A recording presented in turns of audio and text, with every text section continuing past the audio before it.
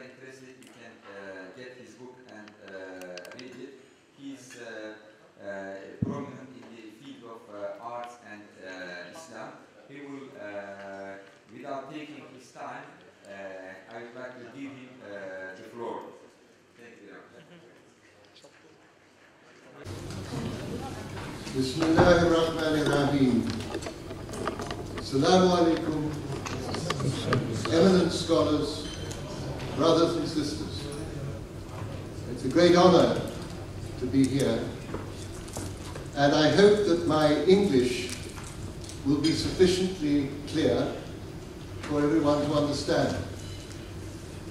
I want to start with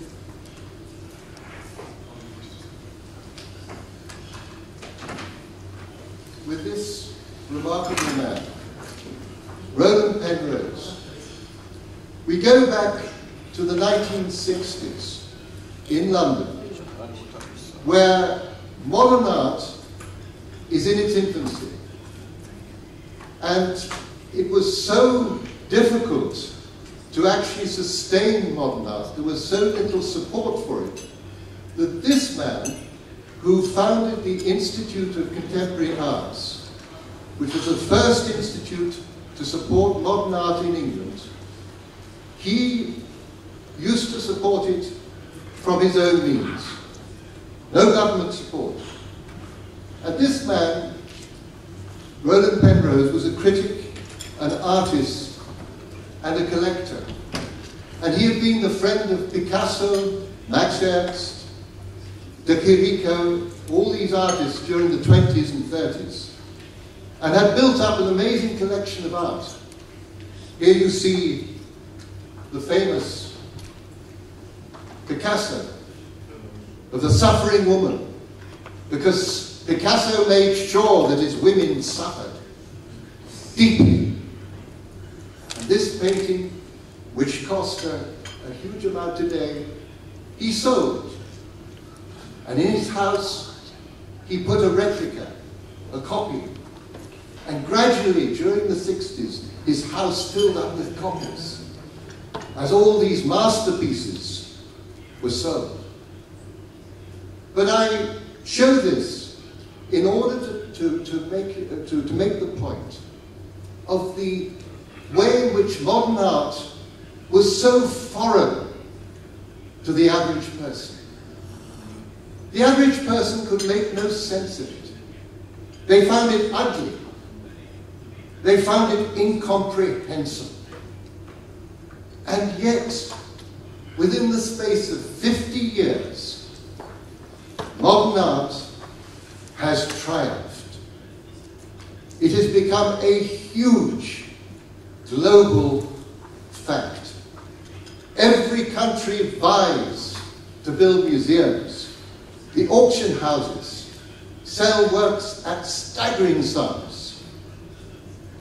And London is one of the great centres of this phenomenon.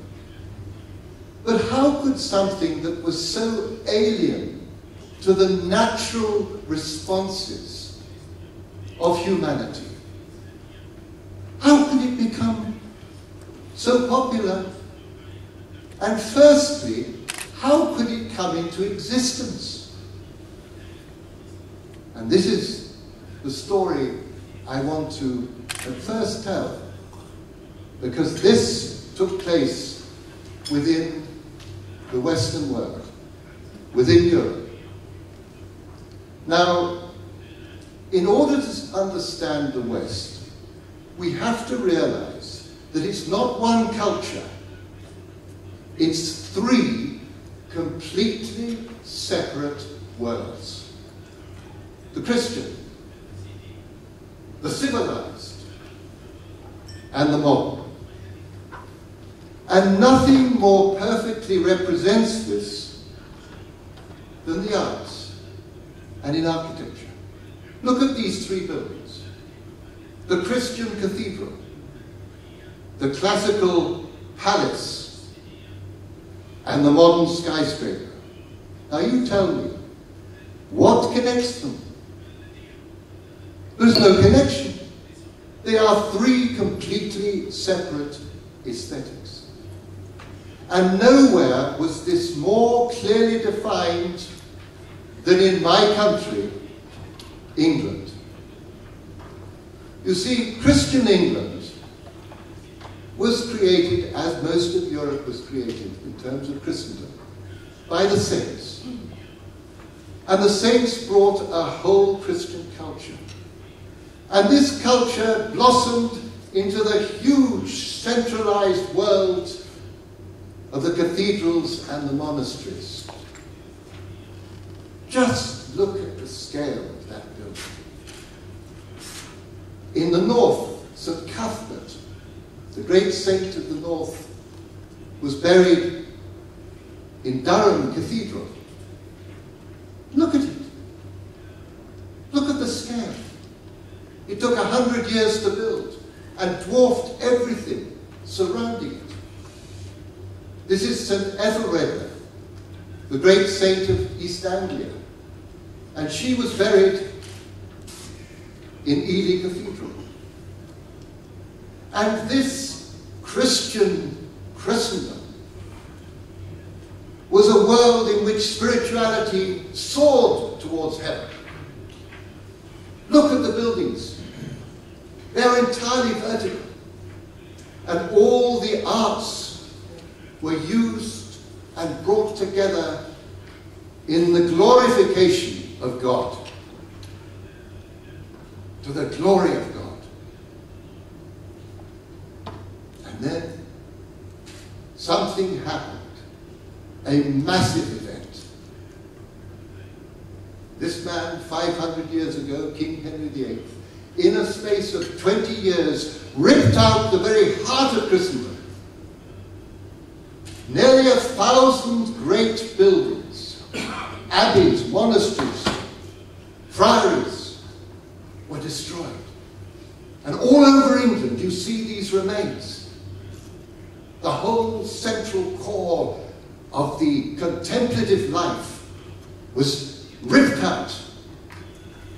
And this core, which looked after the health, the education, the poor, was extinct.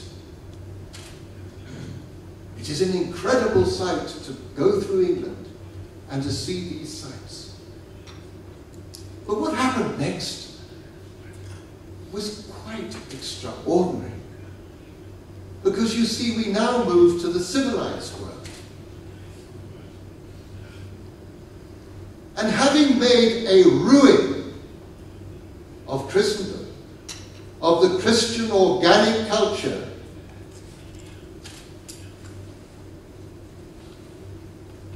the Europeans fell in love with a world that had been dead for 1,000 years. A ruin. Dug it up, and then they created these great mausoleums, copying the temples of Greece and Rome.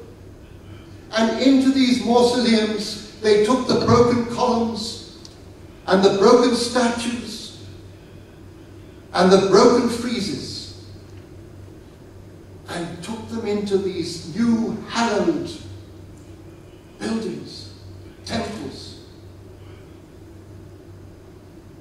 And what happened in terms of art, from the glorification of God, we have the glorification of the human.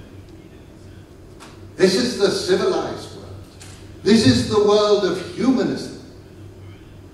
And the perfection of art was the physical form of the human. This is one of the statues that was dug up, absolutely pristine, intact. Now, what we have taking place is the most dramatic change in the status of the artist. Because you see, in the 1,000 years of Christendom, the artist had been one of all the many other guilds. The guilds of the goldsmiths, carpenters, the metal workers, the gilders, all these different crafts, the stonemasons. And they all had an equality. They were all there together, creating the environment for the sacred, for the worship of Almighty God. But with this new human glorification, the artist who could bring alive humanity could create the human so that the human was like a living being, became a special creature. And this is when the term genius appears. This is when you have the artist becoming the genius, the creator. Because the name of the artist is changed to artifix, which means, and this is a term that was used in Christendom for Almighty God, the Creator. And the artist now became the creator. And in his great work, Vasari, the great historian of the Renaissance, talks about Michelangelo, the divine Michelangelo, the great genius, because he could literally create a sculpture that people could see breathing. Just imagine. Never before had they seen the human form in a manner which completely replicated the human. And the artworks celebrated the glory of the human being. This is the story of the three warriors going out to battle. Their father giving them their swords, and the women inconsolable, because they are almost certainly not going to come back from the battle. Look at the emotion, the feeling. It's alive. In England, in the 18th century, the Academy was formed to promote this art. And life painting was at the core of the training of the artist. The artist had to be able to replicate the human body precisely. And the work of art was born. No longer was an artwork a part of a whole act of worship. The artwork was a singular thing, created by the genius artist. In architecture, they took the work of Vitruvius. Vitruvius, who was this Roman, amazing documenter of the whole Roman system, and it became the Bible. And from the organic structure of the Christian environment, you had the control structure of the classical. Everything is controlled from outside. With the fire of London, St. Paul's Cathedral was rebuilt as a temple. And all over England, great temples, great palaces in the Roman tradition were produced. And these palaces led to the fact that St. Francis had been replaced, the saint had been replaced by the warrior statesman. This was the world of the warrior statesman, the world of Augustus Caesar. And all over England, great tributes to these warrior statesmen are to be seen. The last of whom, of course, was Winston Churchill. And here we have them in all their spectacular glorification. But you see, what happened was that we now had two worlds. Because this world, this classical world, this civilized world, had its own educational system.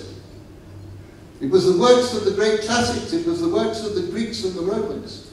And this meant that the religion and this culture, this classical culture, had no connection.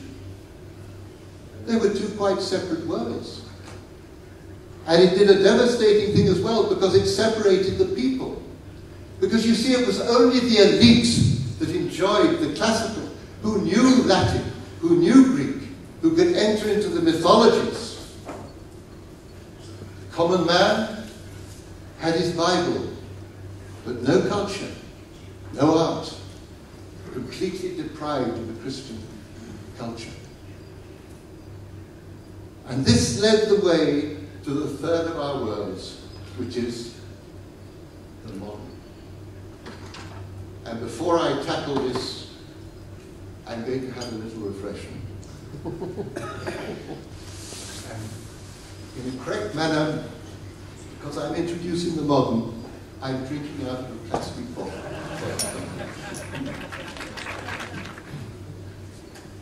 Now, something very fundamental happened to the psyche of the European when he stepped out of his living culture and glorified a world that had been dead and buried for 1,000 years, and dug it up. Now, you cannot have a conversation with the dead. There is no connection.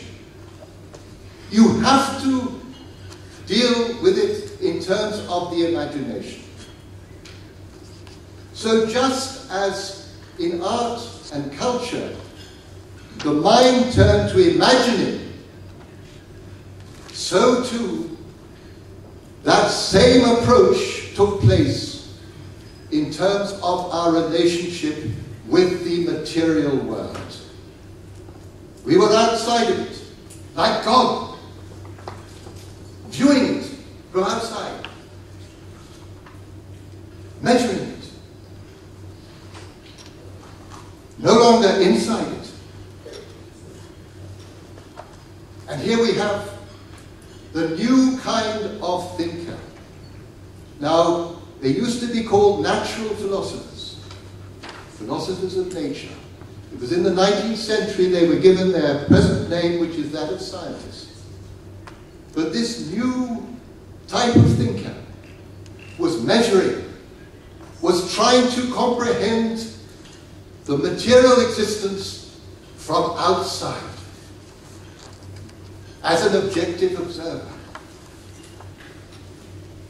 However, this new kind of thinker, who was in the process of releasing very powerful material forces, because the deeper you go into materiality, the deeper are the forces that you unleash. But they could not make this happen without a marriage. And that marriage was between this new kind of philosopher and the merchant. Now, traditionally, the merchant has a very basic role. If you need salt and you haven't got salt, the merchant will go and collect the salt from there and take it over to there. And fundamentally, that is what the role of the merchant was, to bring to the marketplace everything that was required for the society to function. But with this new marriage and the new potentiality of power, something fundamentally took place. Forever, humanity had been creating everything through craft. And in this moment, the machine was created. And then the human went from human time, human space, human rhythm, to machine time, machine space, machine rhythm. But all through the 19th century, this new world that was forming was clothed in Christian religion and classical ethics. This is the Guildhall in the middle of the 19th century, where all the merchants gathered. in a Gothic building surrounded by classical sculptures. London at that time was a Roman city. If Julius Caesar had parachuted in and gone into what he thought was a temple, he would have found it was a bank. He would have been very confused. Because you see, it was in America that the next great step took place, which formed the culture of this new world. And these are some of the founders.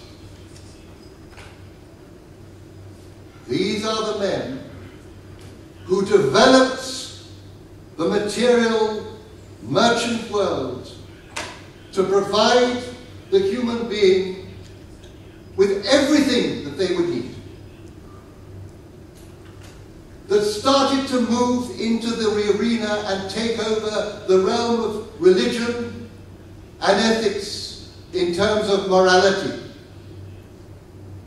where everything and then far more was created, so that the human being had everything brought to them. They produced nothing. What you eat, the way your house is built, what you wear, what you look at, the holidays you go on, the entertainments you participate in, all provided by this new culture. And this new culture drew in the artists. The artists poured into it to show what a glorious world this was, how it could enhance your life, how it could make you so happy, how in a car you could go free with your girlfriend or your wife into the outbacks. How cigarettes are good for you. And Guinness is very good for you.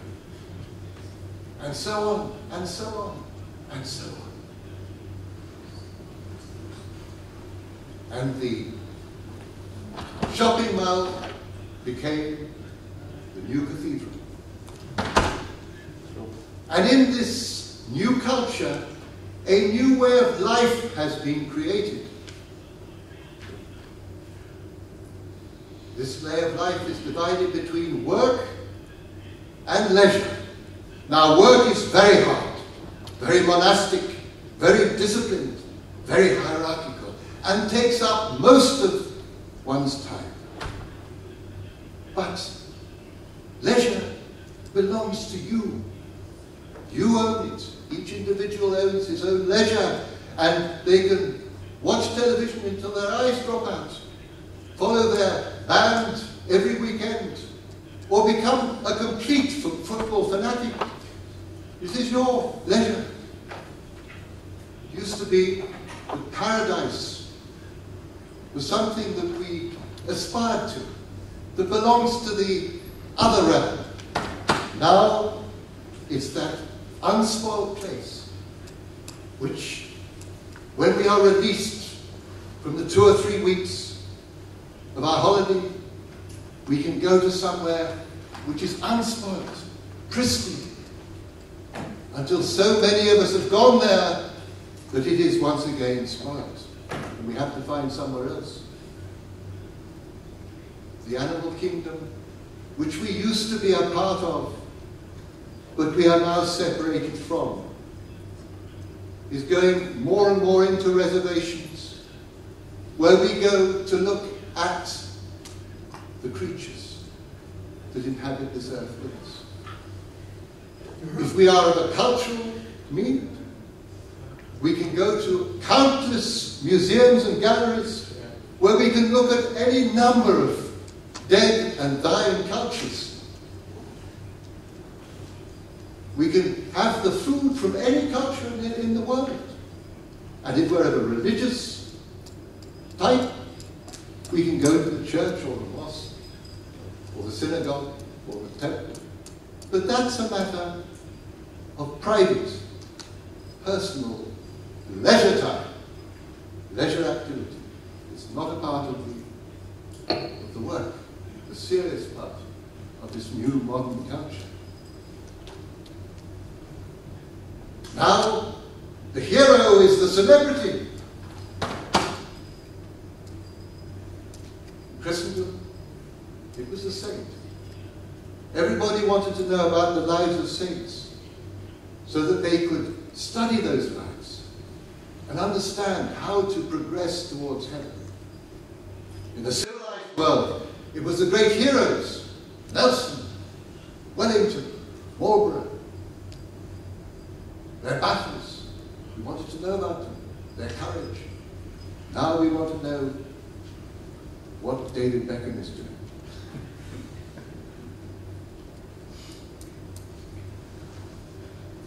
This new culture has produced a new center. It's a huge center. It's getting forever bigger. It's the financial center, which has completely eclipsed the spiritual center, which has always been at the center of human society. And these great financial centers are blossoming all over the world. And the whole financial systems are becoming so complex that even the people in them don't understand how they work. And are now so fragile that we live in terror of collapse. And at the heart of these financial centers is the Holy of Holies, the stock market. Because you see, in this new culture, there is only one thing. If it goes up, it's heaven. If it goes down, it's hell. That's the reality. That is the only criteria by which this new, modern cult judges. And of course, it depends for its existence entirely on growth. It has to grow, otherwise it will die. Why? Because it is purely material. And materiality depends upon growth. And when it ceases to grow, it starts to die. And any of us here who is, like me, over 70, is very well aware of that fact.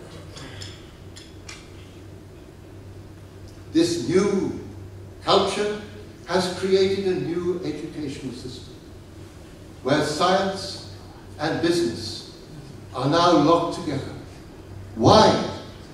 Because you have to create something new that can be sold in order to maintain growth.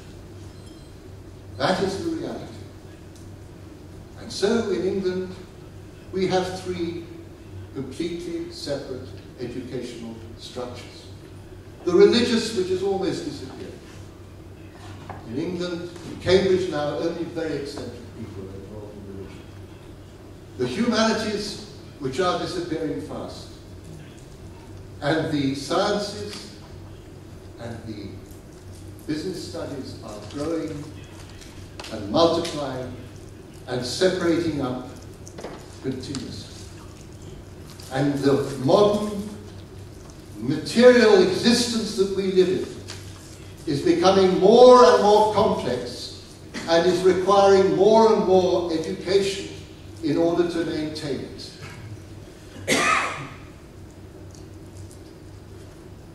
What does this have to do with modern art? I show you art of this new culture is advertising. That's where most of the artists went, into advertising. So this section I call the canary in the mine. Now, the reason being that in the old days, in the mines, one man used to take a canary in a cage down into the mine, and his job was to watch it.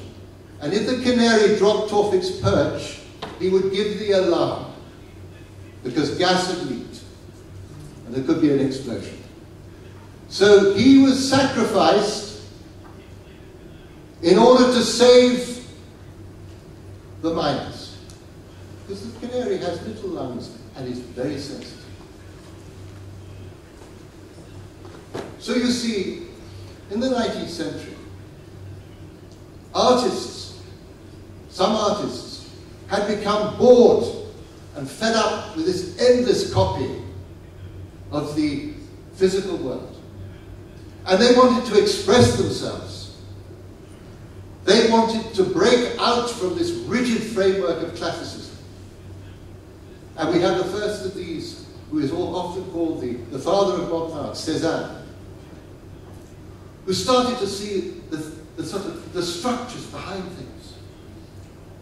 And following that, these artists who were renegades, they were condemned by the classical system, by the authorities in Paris. This was all happening.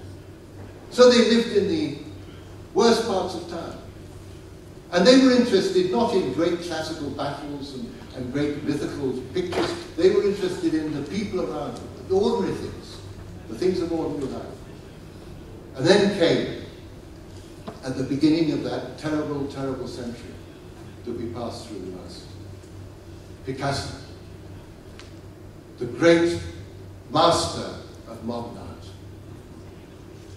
And what was happening is that these artists were picking up. They were no longer connected to heaven. They were no longer celebrating the human glory. They were now simply reflecting what was going on. Their artistry was just picking it up and they were expressing it. And when Picasso painted his painting of Guernica, when Hitler's bombs went on that city in Spain during the Civil War, and for the first time bombed civilians, Picasso, who was a Spaniard, painted this painting which shocked people. They said, it's ugly, it's horrible. And he said, yes, it's ugly, it's horrible, because that's what he was representing. That's what he was expressing. And this is the portrait of Picasso. The last portrait he painted, of thousands of portraits. Picasso had been born a Catholic. He became an atheist. He became a Marxist. He became a man who was terrified of death. And look at the fear on his face. He inspired Francis Bacon. Francis Bacon, who produced these horrific portraits of a friend. This is what his soul saw in this person. Just imagine. This is Pollock, one of the greatest of the modern artists, hugely celebrated. And this is a man who absorbed chaos. He was picking up the chaos. And look at his painting. It is a painting of chaos. But unfortunately, as that chaos passed through his soul, his life became more and more chaos, until at the age of 44, in an open car, with his mistress and another woman, at 100 miles an hour, drunk, drugged, he hit a tree and was killed. And this is one of the most celebrated men in the world. This is an artist who is showing that the human beings are becoming like robots. And this is Tracy Emin, one of our English artists, who is the artist of the Twitter world, the world of today, where anything you say is worth saying.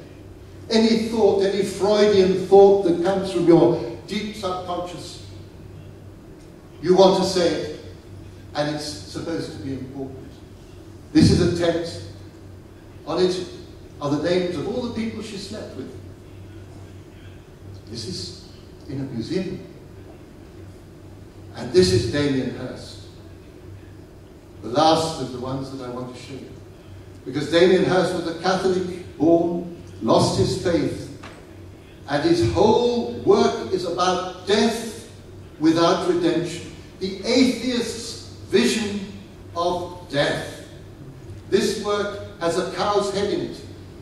The maggots form. The flies fly around. and are zapped by this electrical zapper.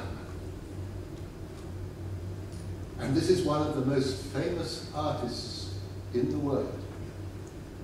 Because you see, these artists are telling the story, and they are artists. If they had been living at the time of the Gothic cathedrals, they would have been glorifying God.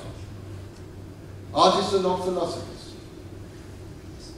And they show the terrible disintegration of the modern world as it passed through to our time. But what about the canary in the mine? They've been telling the truth about what's happening. It's like a messenger who comes and says, your house is burning. Get out of your house. Look at the wreckage. But instead, the message is taken, it's put into a frame, and everybody comes and says, how interesting, how beautiful, what an amazing work. And because the artist is special,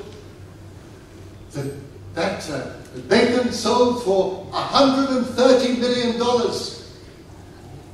The Pollock for $170 million.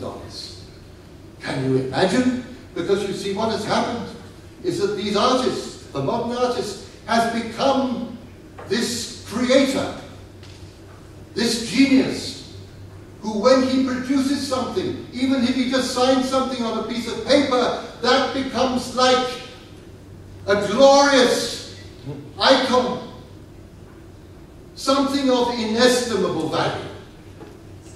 And it's like a kind of terrible parody of Christianity, where you have the artist as the Christ figure. Nobody understands what he's doing, so you have to have the critic, who is the high priest, who explains to the masses why this artist is so wonderful. Because the natural reaction is to be horrified. And then you have the patrons, the wealthy, the rich, who are a part of the cult, who believe in it, and who buy it. And finally you have the great one-man exhibition, when the artist is canonized and becomes a part of the immortals, those who cannot be touched, and who can do anything. This was Damien Hirst's canonization at Tate Modern. Death. The pretty picture in the bottom are dead butterflies. All death. And this was his central piece. A skull, a human skull, covered in diamonds. Wealth and death. What a fantastic statement. And he had so much money that he had £50 million hanging around, so he spent it on the diamonds. And this art is being exhibited in buildings which are telling you exactly what it is. They're buildings which are falling down. They're in a constant state of disequilibrium. And these are going up all over the world. They're telling you that we're living in a state of disequilibrium. Everything is collapsing, falling apart. This collapsing thing at the bottom left is being built in Abu Dhabi. Everywhere. This is the truth, the nature of where modern art came from and what it is doing. And you see, the terrible thing is that because the establishment has brought the artist into the center, the artist is no longer a rebel. The artist is now the heart of the establishment. The common people cannot trust their response. Because once it's acclaimed, people start saying, well, I like that one. Well, maybe that's all right. And what happens is you have the normalization of the abnormal. And when you have the normalization of the abnormal, that means that at that point, the normal starts to look abnormal. And that is the state that we are coming to in the modern world. Now, to complete, we have three completely separate worlds. Education systems, architecture, and art, with the art either celebrating or reflecting the model. Islam, out of this complete revelation, the complete prophet, sallallahu alaihi wasallam, we have the completion, the totality of a world, of a way of life, in which the scholar, the warrior statesman, and the merchant were all integrated into one culture, because they, all of them, reflected the Prophet sallallahu alaihi wasallam.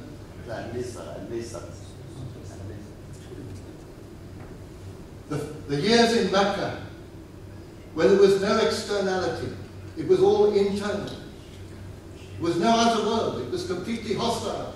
And the inner world of Islam was formed. Then the years in Mecca and Medina, when the way of life and the whole structure of the society was formed. And the 23 years of prophethood, sallallahu alaihi wasallam, during which time the way of life was perfectly represented and delivered. And then you get the complete city, the Medina, which in great or small scale enshrined this way of life. And look at the structure. It is one community. It is like a beehive, completely organic, one world. And from the West Africa right across to India, this structure of the city, of the community, of the Medina was formed. And here you have this beauty of the Muslim way of life, of the richness of the interior, and the simplicity of the exterior. Life rotating between the mosque and the home. And the craftsmen, for more than 1,000 years, never wavering from working together to produce this environment in which the Muslim way of life could be completely lived. This way of life of al-mizan, this way of life of balance between our duty towards Almighty Allah, our community duties, and our duty towards His creation. And this way of life was universal, from West Africa right across to China. And in this way of life, it didn't impose, like the Romans, a city which was the same city. It connected with a living world, and it proved its universality, because that living world became the theme, became the diversity and the unity. Together, the unity of calligraphy and geometry. The stability of a world which for more than 1,000 years remained stable and provided the perfect environment for the human being to pass through the rites of passage from childhood to old age. That's where the change happens. It's in the life of each one of us. But this was challenged by the West.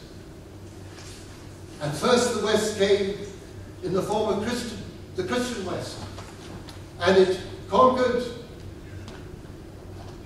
but within a short time it was defeated. And during that encounter, Istanbul became the center of the great Ottoman world, covering Byzantium, covering the whole East Christian world. But when it came to the civilized West, this was different. With the civilized West and the great warrior statesmen and the amazing development of warfare on land and sea. This was different. No one on earth, no culture could compete with this engine that was created, this power that was released. And two devastating things happened in terms of the world of Islam. The first was that the Europeans, having created all their Roman empires, covered the world.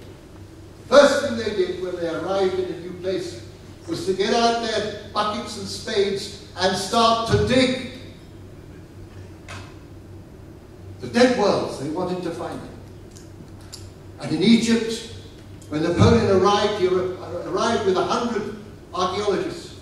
And they started going to the pyramids and digging. And the Egyptians were looking on and saying, now, we've always believed it, now we know these people are crazy. Who goes near these places other than a robber? That's understandable. But these people are digging up all this dead stuff and creating these great buildings and putting them in these glass cases. But there was an even more devastating thing that happened.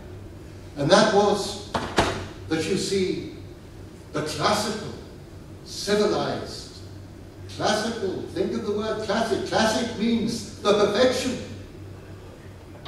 The classical art, the classical architecture was not just for Europe, it was for the whole world. And this was imposed.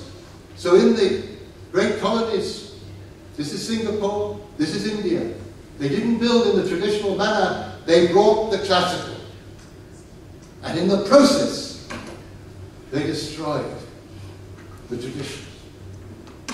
And the Ottoman world, that was so demoralized by the success of Europe, moved from the great Topkapi Palace, which is one of the most beautiful palaces, and a palace of great humility, and built their Versailles, killing, destroying their own architecture. And the living world of Islam joined all the other cultures from the Americas, from Asia, from Africa in the mausoleums. And then, of course, there was a third of the modern world, the modern West. And the modern West, when it came, there was no defense. The Muslims had no defense. And when painting arrived, modern painting arrived, it did to calligraphy what modern art in the West did to the figure. It fragmented it. It turned it into a disintegrative world. A world of the artist, now the great artist, now the genius artist, taking calligraphy and tearing it to pieces. But you are so fortunate here, and we are so fortunate as Muslims that you are here, because there was a great revival of calligraphy. You all know this great figure. One of the calligraphers who resurrected calligraphy. Look at this. He said when he was in his 90s, I'm told. In his 90s, he said, in order to become a calligrapher, you need 100 years.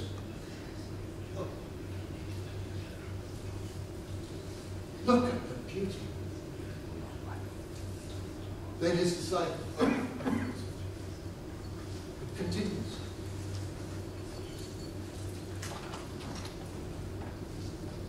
And then that calligrapher and the other ones have distributed this around the world. This is an American. You see, this art form is forever. And it is the perfection of Islam in writing. The forms were all developed, as has been beautifully presented by the great, the wonderful work on calligraphy and whole science of calligraphy. This was created, and once these forms were produced, you could never produce another form. Because things could be perfect, and they could never get to the end of it. And I had a personal experience with this. In the greatest of the Islamic forms of art, which was that my son, who is a musician, when he was in his early 20s, said to me, "Dad, I want to go to Damascus to learn how to do tajweed." So I was very happy. And I said to him, "Do you think you can master it?" And he said to me, "Tajweed is recitation. I'm a musician. I was playing Bach and Beethoven and my violin and everything. I can hear the notes. It shouldn't be a problem." 10 years later, in our house in Cambridge, Sheikh Abdul Razak came to give him his ijazah. And I reminded Ali of this conversation. And I said to Ali, "Do you remember that conversation we had?" And he said, "Yes, Father." I said, "What is it still like now?" He said, "I'll tell you, Father. There's a ladder. It's a very high ladder. And right at the top of the ladder is my sheikh, and I have put my foot on the first rung of the ladder. This is the mystery and the ocean-like quality of the traditional arts. The modern arts are limited entirely to the individual. They are the individual's expression. The traditional arts are connected and are like oceans. So alhamdulillah, thank you very much. Thank you so much.